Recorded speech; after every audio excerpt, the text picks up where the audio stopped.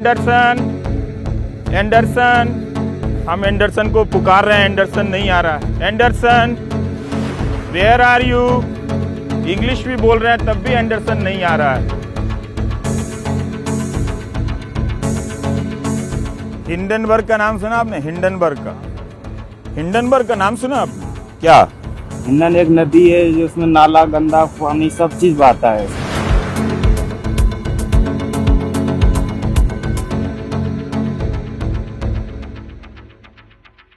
नमस्कार, मैं रवीश कुमार। ये जो आप देख रहे हैं ये हिंडन नदी का इलाका है और नाले की शक्ल में जो ये पानी की धारा है वो हिंडन नदी का पानी है, जिसमें शहर का नाला भी मिला ही होगा। आपको राजनीति सिखाती है कि कोई एक नदी साफ़ की जा रही है, मगर ये देख लीजिए कि दिल्ली के किनारे बिल्कुल गाज़ियाबाद की ये नदी है, हिंडन नदी। तो मैं हिंडन नदी क्यों आया हूँ? क्योंकि मुझ पर आरोप लगा है कि मैं हिंडनबर्ग के दफ्तर में 7 बार गया हूँ। ये चल रहा है जब से अदानी का प्रसंग आया है और हिंडनबर्ग की रिपोर्ट न्यूयॉर्क से आई है। अब आप देखिए मैं कितनी अफवाहों को पढ़कर बताऊं। ये कोई अभी अठावले साहब हैं, इन अपने ट्विटर हैंडल से अंग्रेज़ी में लिखते हैं कि 3 मिनट में मेरा बैकग्राउंड आप जान लें कि मैं एंटी इंडिया जर्नलिस्ट हूँ और जब अदानी ने निकाल दिया तो एनडीटीवी के लेने के बाद तो मैं न्यूयॉर्क गया और 1 महीना रहा। तो मैं कर क्या रहा हूँ कि मैं हिंडन नदी के किनारे हिंडनबर्ग का दफ्तर खोज रहा हूँ, क्योंकि न्यूयॉर्क में मैं गया तो हूँ लेकिन वहाँ तो हम कभी हिंडनबर्ग का नाम ही नहीं जानते थे, ना उसका दफ्तर खोज पाए थे।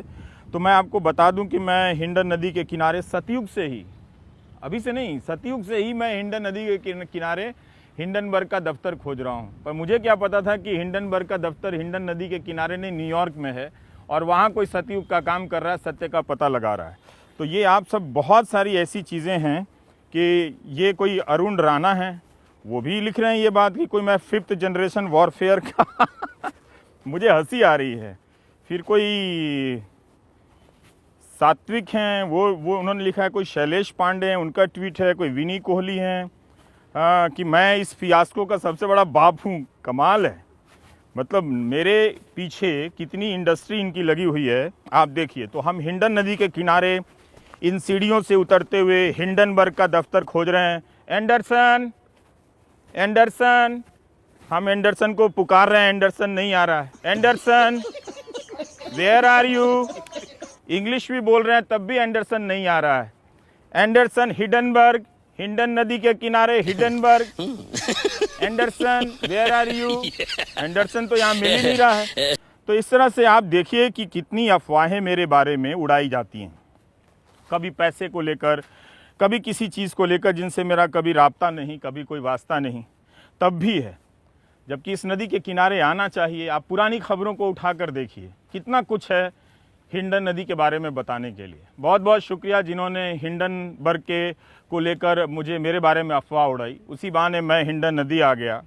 और ये 15 दिसंबर 2022 की खबर है टाइम्स ऑफ इंडिया की कि how to clean up polluted Hindon river, वो भी है। 10 drains discharge untreated sewage into the Hindon river. बताइए, 10-10 नाले गिर रहे हैं जिसमें कोई सीवेज ट्रीटमेंट प्लांट नहीं है। सिर्फ एक नदी, यहाँ गंगा तो नहीं है, गंगा की सफाई को लेकर भी इलाहाबाद हाई कोर्ट में बहुत सारी बहसें हो रही हैं।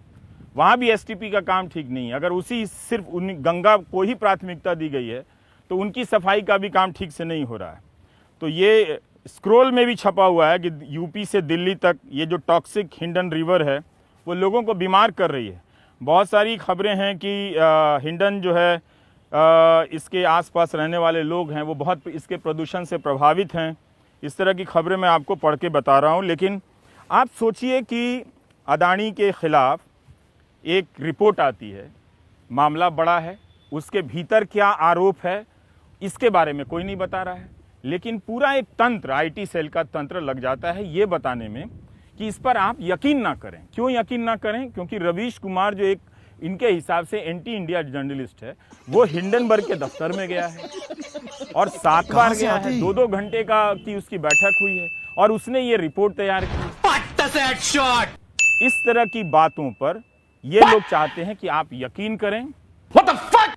वो ये नहीं चाहते कि आप उस रिपोर्ट को पढ़ लें कि इस देश में हो क्या रहा है। वो ये नहीं चाहते कि आप इन सवालों को पूछें कि दुनिया भर में भारत की साख दांव पर लगी हुई है और भारत की एजेंसियां कुछ बोल नहीं रही हैं। क्या आप धर्म की राजनीति में ये सब देखना बंद कर देंगे? नहीं। आपकी आंखों के सामने भ्रष्टाचार का कथित तौर पर इतना बड़ा आरोप लगा है, आप बिल्कुल वो नहीं देखेंगे। लाखों करोड़ के आरोप लगे हैं, ऑफशोर कंपनियों, शेल कंपनियों के आरोप लग रहे हैं। उसे छोड़कर आपके लिए यह बड़ी बात हो सकती है कि मैं गया था उसके दफ्तर में और मैंने जाकर वो रिपोर्ट तैयार करवाई है, 7 बार मिला हूं, और ये क्या कोई खुशी की बात है कि मुझे निकाल दिया गया? ये तो शर्म की बात है। वैसे भी मैंने तो इस्तीफा दिया था, निकाला तो किसी ने भी नहीं था। अरे कहना क्या चाहते हो? तो सवाल सरकार से होना चाहिए, बदनाम मुझे किया जा रहा है। ये सब क्या देखना पड़ रहा है? अच्छा है मैं अंधा हूं।